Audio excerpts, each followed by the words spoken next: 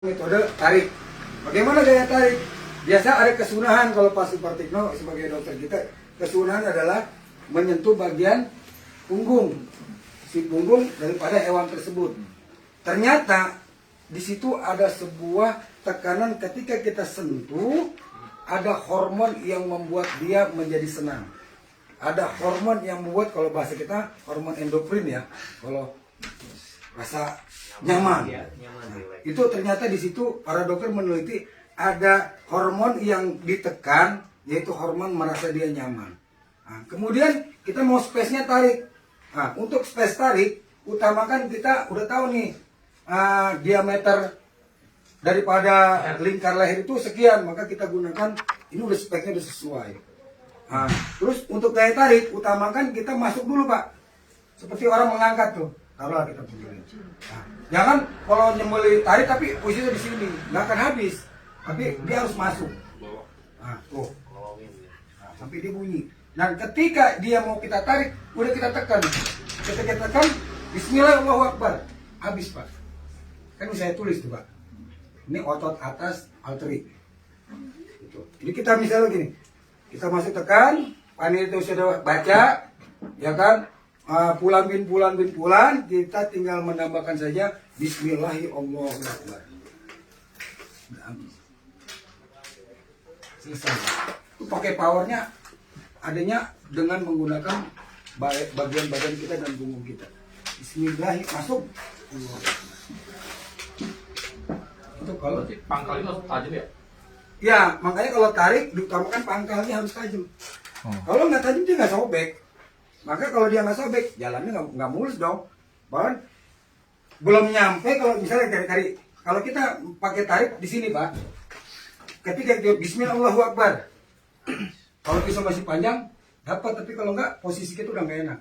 Belum nanti ditahan sama teman-teman kita di belakang nih, yang pengen buru-buru tim hore. Jadi Bismillahirrahmanirrahim. Jadi kita ini gelambir yang panjang cukup kita, kalau misalnya hewannya misalnya gelambirnya panjang, kita cukup lipat di sini. Jadi kita raba dulu, mana jakun ya? Kalau yang udah profesional tahu ini jakun. Dan ternyata jakun itu menentukan cepat mati tidaknya hewan. Kalau kita menyayatnya di atas jakun, pasti matinya lama. Karena yang terputus bukan urat yang kita mau, tapi urat leher, urat lidah. Maka harus dibawa jakun. Maka untuk sapi rumusnya 5 jari. Seandainya ini kuping, kita cukup mal begini. Berarti udah 5 jari kan, itu malnya. Nah, untuk mal ini kita jangan ngambil di tangan ini, khawatir tangan kita kesayat. Dan para akademis kedokteran dia akan milih. Ada yang namanya kalau di kerongkongan itu selang. Ring 1, ring 2. Ring 1, ring 2 lebih bagus di antara ring 1, ring 2. Itu pasti matinya cepat. Karena apa kata Nabi? Sebelah hewan dengan secepat-cepatnya, supaya cepat matinya. Dan dia tidak merasakan sakit perut yang lama. Makanya ada ring, dia ambil tengah-tengah. Nah, kalau dia di RPH Malang, namanya dia gang sapi, pengen motongnya jauhan dong. Supaya apa? Kalau dapat kepala, dagingnya lebih banyak. Tapi matinya lama. Atau mungkin ada yang sticking, matinya ditusuk jantungnya. Itu tidak, thoraxing itu tidak aksan, akan malah menghasilkan sembelihan yang kurang sempurna. Atau mungkin begini, kita sebagai juru sembelih, yang penting jangan sampai kita membahayakan diri kan, enak begini atau enak begini. Jadi jangan juga ngarep sunahnya, kecuali wudhu saya terima. Misalnya, tapi kalau yang begini khawatir kalau pisaunya lolos kena waduh paha. maka diperlukannya kita apron. Kalau apron yang kena apron, gitu kan? Maka jangan mentang-mentang udah kiai udah sepuh pakai sarung. Astagfirullah. Jadi sarungnya sobek. Oh, dalamnya nggak ada celana. Dia lebih pakai lagi. Karena dia jadi bukannya bener jadi malu. Kiai udah darah-darah pakai himen. Tapi kalau pakai apron, darahnya kan ke apron. Jadi APD itu penting sekali. Oke, tadi setelah kita menyembelih, yang penting kita harus punya teman yang sama-sama sepaham. Ente siap ya, jangan belum saya sembelih ente lepas, pasti lahir akan bahaya. Pokoknya saya punya, kamu tahan sampai saya bilang nyatakan selesai, kamu baru lepas. Itu teman. Komando. Iya, jadi seorang juru sembelih itu ada leader, menguasai. Ente jangan ikutan, ente bikin rese. Daripada nanti berantakan, ternyata baru ngomong itu kaki udah nendang dia kan? Iya, betul. Nanti, karena kan kita tahu batasan-batasan keselamatan orang. Penting sekali. Jadi dengan menyembelih dengan benar, maka kita pengen menyembelih dengan secepat-cepatnya. Nah setelah disembelih, juru sembelih yang ahsan harus menunggu sampai mati. Kalau kita tinggal, balik, kok kepalanya hilang? Kalau saya nyatain mati, kepalanya hilang. Bagaimana akan mempengaruhi rasa daging? Percaya sama saya. Kenapa? Ternyata si sapi itu dia punya fon di bagian kepala. Ini akademis. Yaitu fon itu adalah batang otak. Tugas batang otak adalah bekerja sama dengan jantung. Jantung diperintah sama fon untuk ngompak, keluarin darah. Ngompak, karena ada yang perintah. Sehingga darah akan keluar sampai tuntas. Hasilnya daging tidak terkontaminasi dengan darah. Artinya apa? Pori-pori sudah bersih, nggak ada darah di dalam daging. Keluar semua. Nah, karena ponnya leher belum dipotong, itu kepala belum dipisah. Tapi kalau kepala dipisah, si jantung bekerja sendirian, nggak ada yang merintah, serah-serah aja mau keluar mau nggak. Akhirnya darah mengendap di dalam daging. Bapak dibilang hebat sembelihnya, jangan satu, kepala udah hilang. Tapi hasilnya apa? Bapak itu jelek, potongnya Pak, dagingnya bau perengus. Bapak kambing bau perengus. Segala macam ya kan, karena kita nggak nungguin status kematian adalah tugas kita. Tunggu sebentar. Terus berapa sih durasi waktu menentukan sapi itu mati? Di dalam kegiatan saya ada yang 6 menit, ada yang sampai 7 menit. Tergantung bobot sapi juga, tapi yang jelas antara 6 dan 7 menit. Maka kita pakai durasi, taruhlah menyembelih itu 10 menit.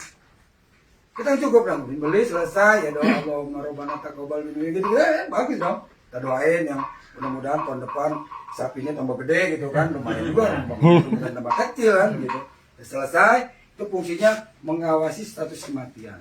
Akhirnya kalau itu semua kita gunakan, daging tetap dalam kondisi yang baik. Kalau daging yang terkontaminasi dengan darah, itu daya simpannya tidak akan lama. Tapi kalau daging yang dengan sembelihan yang benar-benar baik dan benar, maka daging mau disimpan 2 bulan juga masih aman. Makanya beda, daging yang kita sembelih palanya udah hilang pasti harus segera dikonsumsi. Disimpan pasti bau di dalam kulkas. Tapi kalau saya tenang benar, di atas jakun matinya lama, kesini kematinya lama, tapi yang cepat di antara 2 ruas tadi. Itu saya dari Dr. Supratikno sebagai ahli anatomi hewan. Itu seperti itu. Dan ini kan di videoin ya, jangan di share di publik, ntar saya domelin. Ya kan kerjaan saya diambil. Ada di sini saya nilai tala supaya semua seragam punya ilmu. Tapi namanya media sosial begitu jahat. Ya kan ada pelatihan nggak bilang-bilang. Itu aja saya intinya di sini saya mudah-mudahan Bapak dapat memahami dengan fungsi-fungsinya bahwa menyembelih itu ternyata harus belajar, bukan cuma ngeliat, kita praktek. Kita harus tahu yang kita sembelih ini leher. Isi leher itu apa? Sampai ditanya Jagal, isi leher apa? Pokoknya itu saya potong.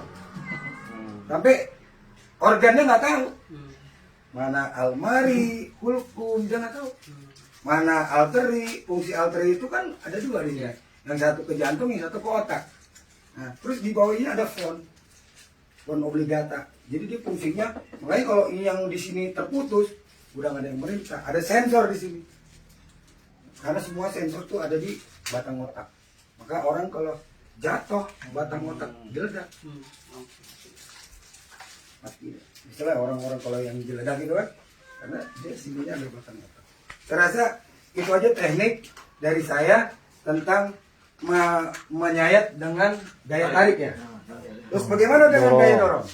Biasanya yang perhiasan nyembelih, Bapak nyembelih juga kan? Kalau nyembelih teh untuk gaya dorong, yang paling pertama kita perhatikan adalah kita sudah memahami bahwa ini adalah jaringan leher. Terus di mana sih arteri? Di mana itu? Untuk ini lu jagonya. Terus jangan kalau nyembeli dengan gaya dorong posisinya di tengah. Pasti nggak habis.